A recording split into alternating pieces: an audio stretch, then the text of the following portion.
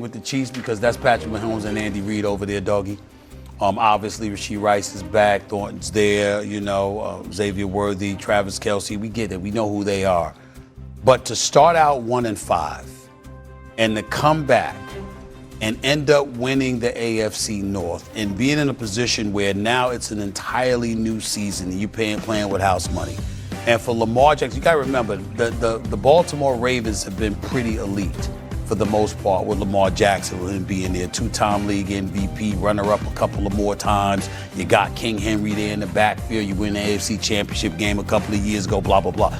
But this year, to start out 1-5, to be considered left for dead, for noise to be being made about John Harbaugh, and is it time for a new voice with them, etc.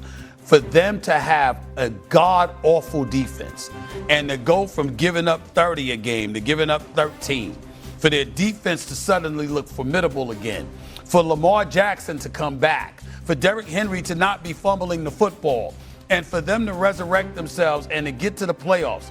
If that happens, I think it'll be one of those situations as you look, Doggy and Swagoo, at the AFC, and you think about Kansas City, Denver, the Chargers, the Colts, the Patriots, etc., and all of a sudden we've been talking about all of these teams all these years.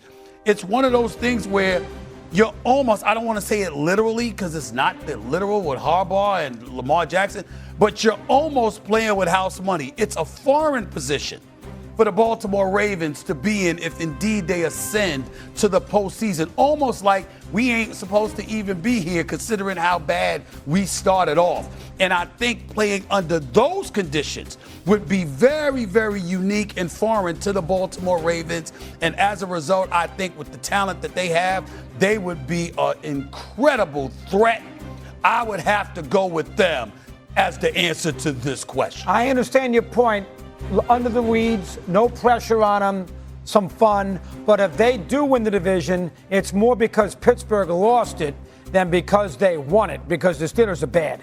I still think you got to take the Chiefs.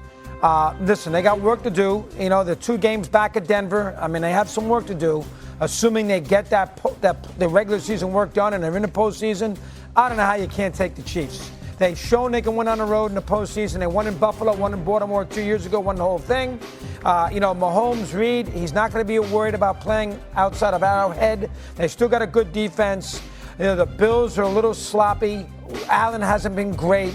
I don't trust the Ravens with Lamar in a big spot. He has only won 3 playoff games. To me, you still got to take the Chiefs as the team that could most likely make the best run in the AFC playoffs. Swagoo. Mad Dog, I understand. I understand. And this was the most fearful question we had today. And I'm going to harken back to my big bro, Stephen A. A couple years ago, I got him on the Baltimore train. But also, Baltimore looked like they were going to dominate their way all the way to the Super Bowl. Remember, Stephen A., when Kansas City went up there and you hit me and was like, hey, man, who the hell we taking for this game? I said, take Baltimore. They've been dominant. And Pat Mahomes goes on the road. It was a big thing made about him going on the road for the first one to the Super Bowl. I am going the psychological side with Stephen A. Mad Dog. This is completely foreign to the Baltimore Ravens to be in this situation and in this position. And I think the sense of urgency that is going to be created for them having to play football the way that they have to play in order to get into the playoffs and sustain that success. And at some point, right, I'm going with a little emotion here. At some point, Lamar Jackson is going to break through. At some point, he's going to have one of these games in a big spot, in a playoff performance where he reminds everybody of why he's a 2-time league MVP. And I could see that being this year, barring health and making sure that this team gets into the playoffs. And another thing, they left the door open. Mad Dog, I understand about the Steelers and Cincinnati and Cleveland, but they left the door open in this division for the Ravens to get back healthy, figure some things out defensively, and get themselves into the playoffs. And I think from a psychological standpoint, I'm not talking about X's and O's. I'm not talking about how good they'll be at a certain point in the season or what they're setting themselves up for.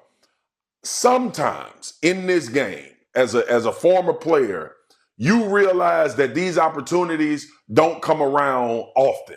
And I think Baltimore got a little drunk on the fact that we're going to automatically make the playoffs. We're going to be one of the best teams in the NFL. We're going to get in. They had a tumultuous beginning to this season. They had injuries. Derrick Henry fumbles. The defense was horrible. They missing one of their best defensive linemen in Nnamdi Madubuike. I think psychologically, if this team finds themselves in the playoffs, after everything that's transpired leading up to that point, there will be some magic from number 8. And I think this defense is going to continually get better because they figured some things out with moving Kyle Hamilton closer to the line of scrimmage.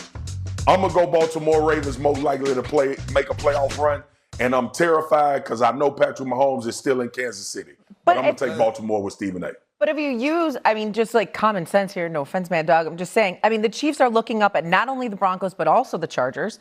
And then the Bills are looking up at the Patriots, who we all said an hour ago we obviously trust the most to possibly have the 1 seed in the entire AFC. Whereas the Ravens, who are they looking up 1 game against the Steelers? Well, not only that, it's like, but first of all, I think, go ahead, Stephen. The schedule is not that strong. And then on top of it all, they have the Steelers at home.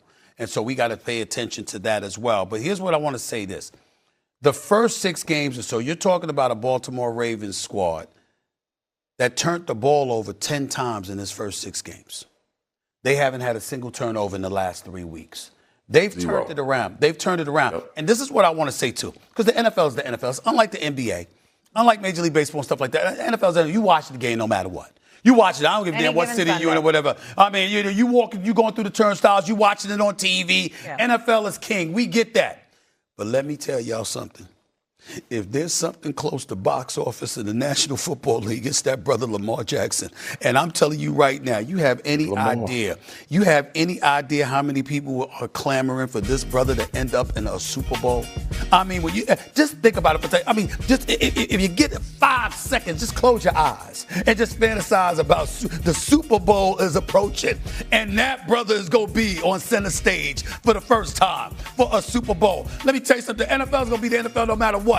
But I assure you, it's going to be a little something extra. If that brother, Lamar Jackson, I'm not talking about the game. I'm talking about the 2 weeks leading up to the game.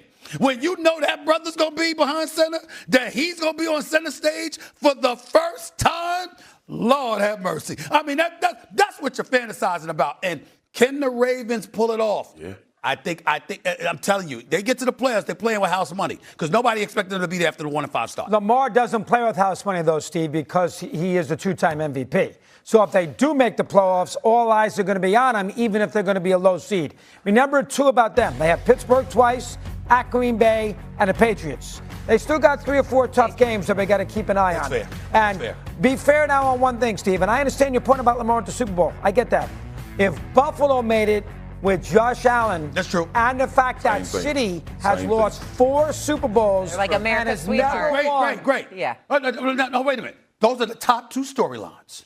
When you think the Kansas City Chiefs, people are obsessed with that team. Yeah, but they've been there so many times. It doesn't matter. But Shay, I'm just talking about. Listen, it's all gonna work. Nothing's going against the NFL.